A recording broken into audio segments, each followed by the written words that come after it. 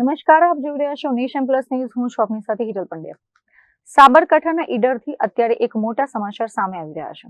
ઈડરમાં આવેલા એક જાણીતા ગૃહ ઉદ્યોગમાં વહેલી સવારે ભીષણ આગ ફાટી નીકળી હતી. ઈડર શહેરમાં આવેલી શ્રી નમકીન પેઢીમાં આજે અચાનક આગ લાગતા દોડધામ મચી ગઈ હતી. આ ગૃહ ઉદ્યોગમાં મોટા પાયે ખાખરા અને વિવિધ પ્રકારના નમકીનનું ઉત્પાદન કરવામાં આવે છે. જો કે અચાનક લાગેલી આગે જોતજોતામાં વિકરાળ સ્વરૂપ ધારણ કરી લીધું હતું. ફેક્ટરીમાં રહેલો કાચો માલ, મશીનરી અને તૈયાર પેકિંગનો જથ્થો આગની લપેટમાં આવી જતા બધું જ બળીને ખાખ થઈ ગયું હતું.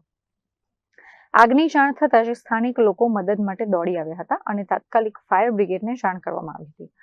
ફાયર ફાઇટરોએ ઘટના સ્થળે પહોંચીને સતત પાણીનો મારો ચલાવી આગને વધુ પ્રસરતી અટકાવી હતી. કલાકોની જહેમત બાદ આગ પર સંપૂર્ણ કાબુ મેળવી લેવામાં આવ્યો હતો. પ્રાથમિક દ્રષ્ટિએ શોર્ટ સર્કિટના કારણે આગ લાગી હોવાનું અનુમાન લગાવવામાં આવી રહ્યું છે.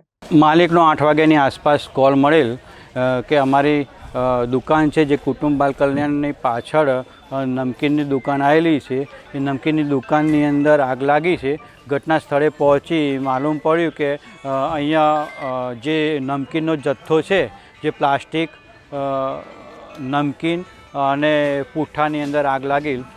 ઘટનાનું ધ્યાને રાખી 2 ફાયર ફાઇટર ઘટના સ્થળે દોડાવી ફોર્મ કેમિકલનો મારો કરી લગભગ 18,000 લીટર પાણીનો ઉપયોગ કરી અને 100 લીટર ફોર્મનો ઉપયોગ કરી આગ કાબૂમાં મેળવેલ છે.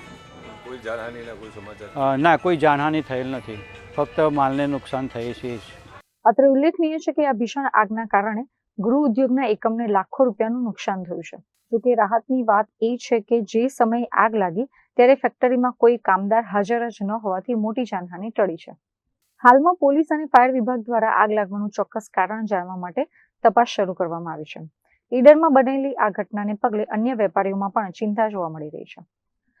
Jitendra Solanki, nation plus news, Sabarkantha. સમાચારોના સતત અપડેટ મેળવવા માટે અમારી નેશન પ્લસ ન્યૂઝની યુટ્યુબ ચેનલને સબસ્ક્રાઇબ કરો, બેલ આઇકન દબાવો અને જોડાયેલા રહો ફેસબુક, ઇન્સ્ટાગ્રામ અને ટ્વિટર પર.